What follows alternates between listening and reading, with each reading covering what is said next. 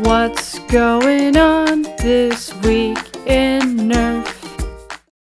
Welcome to This Week in Nerf, your source for first-party, third-party, and community Nerf news. I'm Adriana, and this is Luna, who didn't want to get off of my lap when I stood up to start filming, so here we are. We've got some news to talk about that has to do with Nerf, which is why you're here.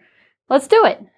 First, I wanted to talk about a couple of neat designs from various creators. First up, we have Kenny Fogelman, who made a skinny pusher for the Nexus Pro.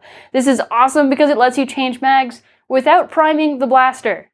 If you guys remember in the Nexus Pro, you cannot deprime, so you would have to dry fire the blaster to be able to not have it sitting primed on your shelf when you're done and you pulled out your last mag. This should help increase the lifespan of the blaster because you're not dry firing all the time. Awesome, great work. You can download that on Thingiverse, or you can message him on Facebook and he'll sell it to you for $5. There's also a design I wanted to talk about from James Charlesworth. This is a Retaliator mag release that links to a Talon adapter.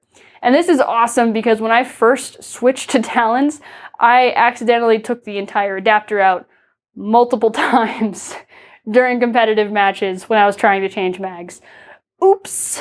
You only need one mag release, otherwise it's very, very confusing.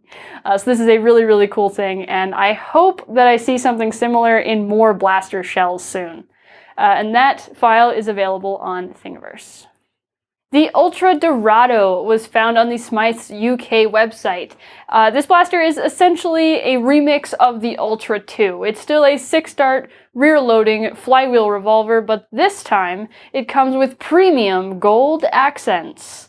This means it has a muzzle, a foregrip, a weird handle dart storage thing on top, and a thumbhole stock.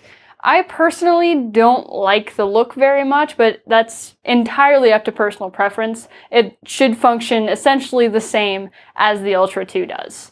When I looked at the blaster, I was a little bit concerned with the thumbhole stock because the grip was already the worst part of the two. But I feel like it's probably okay just because the grips are always larger than I remember them being, so it's probably a larger hole than it appears to be in the photo. It does come with 12 special edition gold-colored darts, and I guess that they had to give you double darts so you wouldn't feel bad about empty spaces in the dart storage, so at least they give you the darts to fill up that weird plastic thing on top. Unless they had major changes to the blaster, which I do not believe in any way they did, it is not going to get the 120-foot ranges that it claims. The Ultra 2 falls short of 70 feet on most shots the majority of the time, even with a tailwind. I know that because my backyard is 70 feet long and it just doesn't reach the fence. But if you're fine with that, and if you dig the style, it is in Smyths in the UK for £35 for home delivery. The Caution Hammershot has been going in and out of stock on Amazon, but Rocketman21 received his, and he confirmed for us that it is printed on both sides of the blaster. What a relief, right? It is a little odd. There's several changes between the blaster that he received and the photo on the listing itself.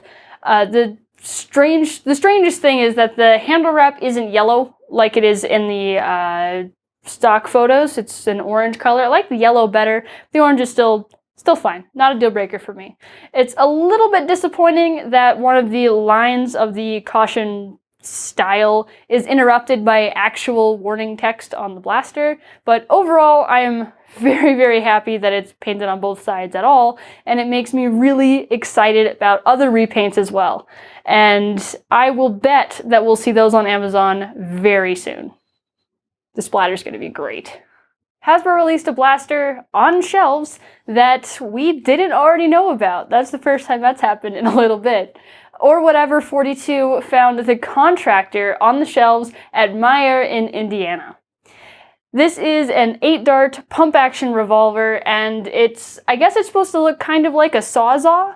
The back part of it looks like a stock at first glance, but at closer looking at the actual box art of like the illustration of the kid holding it, that's the handle, not a stock. Very confusing to look at first glance. Definitely looks like a Sawzall, and I still think that the power tool thing that they're going for the whole Zombie Strike line is pretty freaking neat.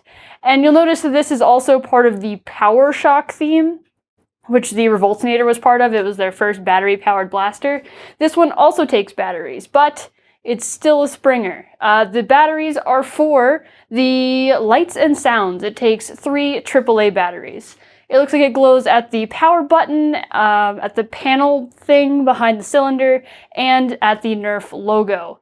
I am not sure what the sounds are going to be. I don't know if it's like sawing or whirring, but either way, motors would have done the sound by themselves and also have fit with the Power Shock theme a little bit more. But either way, it's a pretty neat blaster, kind of cool looking, and you can find that for $30 at Meijer, at least in Indiana. We'll see if it shows up anywhere else soon. And now it's time for the mod of the week, and this week it comes from Philip Bennett with this raven that he made for his daughter's 5th birthday. Such an awesome present. You can see that it's painted, but it's modded on the inside too. It's hitting 95 FPS, which is perfect for kid play and for HVZ. And he made it have a dual stage trigger, which is awesome because kids, and sometimes me, have problems remembering to pull the rev trigger first and then the main trigger. That's why I use Springers. So that's a really clever way to get around that problem of little kids and motorized flywheel blasters. And then the paint is so good. The lettering on the name is gross, but so perfect. The zombies have a ton of detail and life, and I absolutely love the bloody handprint on the grip. It's just an awesome blaster, and I really hope that you made her day. Thank you so much for sharing it. And that's all the news that I have for you this week. Thank you so much for watching. As usual, the links to everything that you want to click on are in the description, so you can read up on the different discussions or buy products that we saw, download things to print. All of that is right down there, along with the like button, the subscribe button, the bell. There's like a clap thing that I'm not entirely sure what it does. YouTube is always changing. Anyway, thank you guys so much for watching. I will see you next week, Monday, 9 a.m. Pacific, and I'm gonna get out of here for now.